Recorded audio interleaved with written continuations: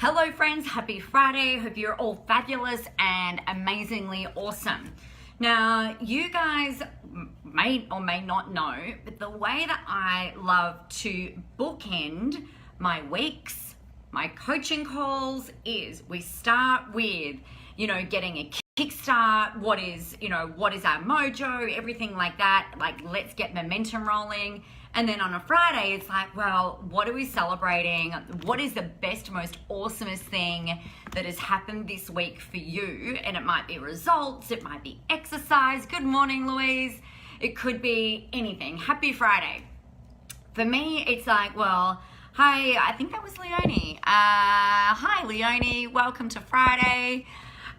So to me, when I'm coaching and mentoring people, it's like, okay, cool. So what are we celebrating? What is the best, most awesomest thing that has happened since we last spoke? And I think we get so caught up in not being where we want to be yet, not making the money that we want to make yet, undermining a lot of this progress that we've been making and not really acknowledging or paying attention to it. So one of my clients I was talking to yesterday was saying, oh, you know what, this year I was 20 grand up than the previous year. And I'm like, dude, that is really freaking amazing. I think it was from 100, I haven't got the numbers in front of me, but it was like from 113 grand to 135,000 or something like that. A $20,000 increase is absolutely, that is awesome. That's nearly 20% growth year from year, which is brilliant, absolutely brilliant. I'm stoked with that. Hey, Ainsley. And she was like, oh yeah, but it's not where I want to be. And I'm like, you know what? We are so really good, excuse my English, we are really, really great at going, oh yeah, I did that, but, or oh yeah, that was really awesome, but, and we've got to get a lot better at celebrating things and not trying to undermine or take away from it. I had another client last week who said, yeah, I got a new client, but it was someone that I already knew. So, well, how about we celebrate the thing that's happened and just leave it at that and not undermine and not downplay it, because there is a lot of stuff going on in our worlds that are probably not going our way. And the more that we harp on that or the more we think about that, it actually undermines the good stuff that we're doing. So what I am celebrating this week, I'm having a blast doing these lives, and we had yesterday, it was really interesting. So yesterday was how-to day on the coffee run, and I was talking about, what was I talking about? Oh, my 3 pillars, the social media 3 pillars. And we had more people attend live yesterday morning than we've had in probably about a month. So, hey, James. So I'm so excited about that. Like that just makes me really happy. Hey, Gaia. Like I'm really grateful that that you guys are allowing me into your lives, and I don't take that lightly, right? I really hope to be making sure that you're getting value and that I'm able to help, because otherwise it's just white noise and that's freaking pointless. You've got other things that you can be doing in your day. Hey, Tamara. So that's, loving the shit out of that. That's been really great. For the last few weeks, I've been running live training webinars again, which are very different to Facebook Lives. They're very much more structured. We've got the webinar slides and it's all formal. And the intention is to add value, to educate, to help provide insights for people.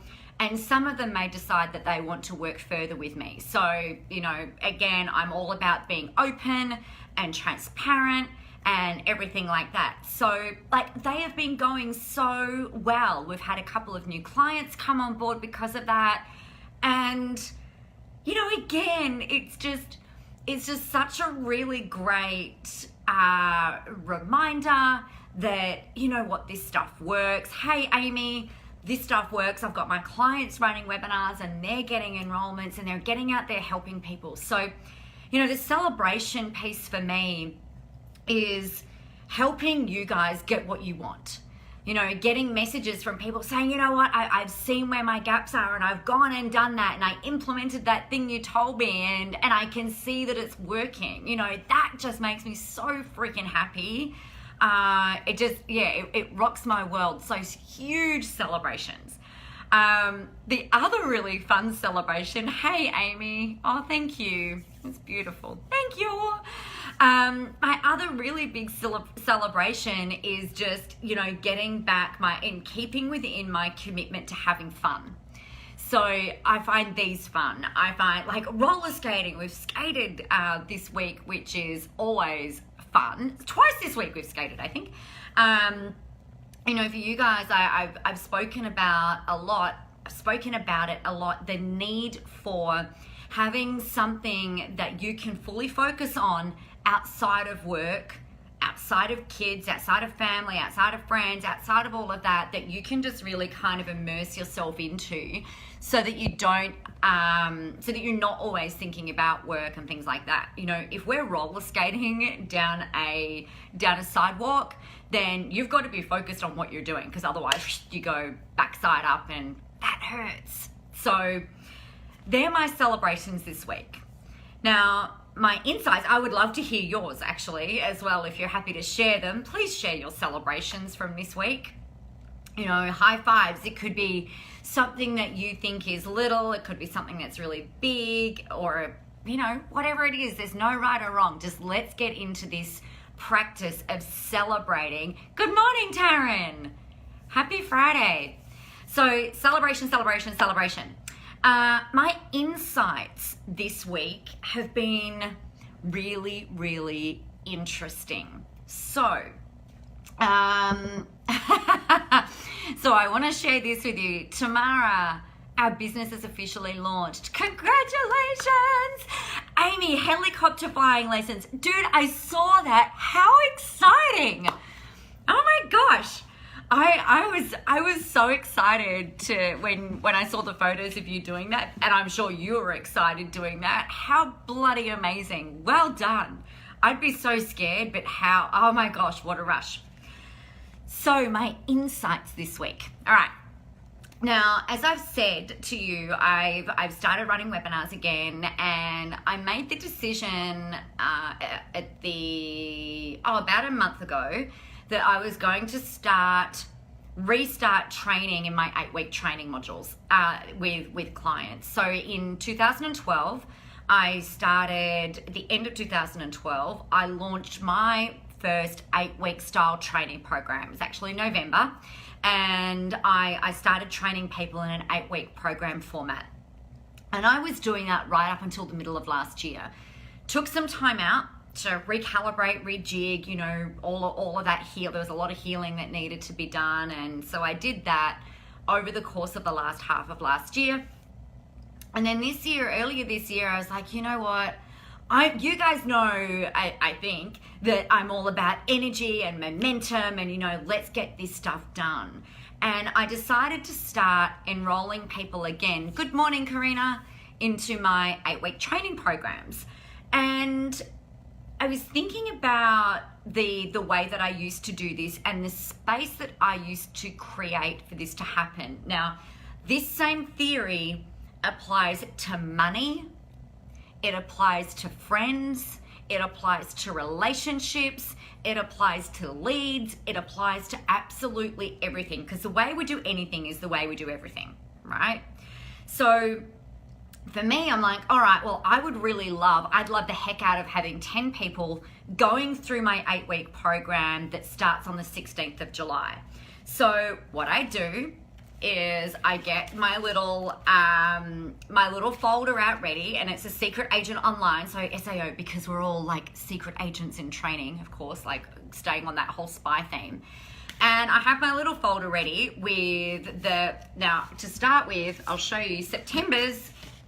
Doesn't have anything on the front of it except the name of it. There's nothing in it yet. I haven't had anybody enroll in it, but I've created a home for the people who are going to come in, right? I've done the same thing with the July. We've got 3 people in it at the moment, and I've created the folder and I've created the home for it. So what that means is that now that people energetically, when they come through, there's somewhere that I can put them. So it's almost like an empty bucket or a vacuum. Now, the universe abhors a vacuum. Okay, what that means, if you're creating an empty space, it needs to energetically be filled up, right? So I've had to create the space for the people to go in. So the same thing with money, and this is just a reminder in terms of insights, it's the same with money. So you want to have a wallet or a purse or something really beautiful that can house and hold your money. You want to keep it nice and clear of any kind of clutter. So this is my travel purse. It houses my passport. It's got it's got my American money because I'm over there all the time. And I've got some Aussie money as well because, traveling. So I've got my cash in there. All of the windows, or this harks back to my teller days when I worked for Westpac.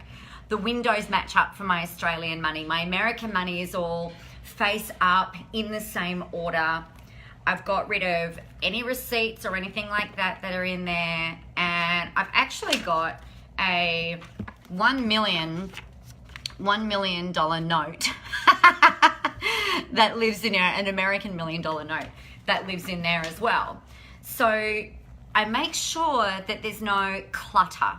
So no receipts. There's no wrappers. There's no nothing. The things that go in there are all nice because I want it to have the space for more money to come in, right? So my Australian purse, I just don't have that at hand.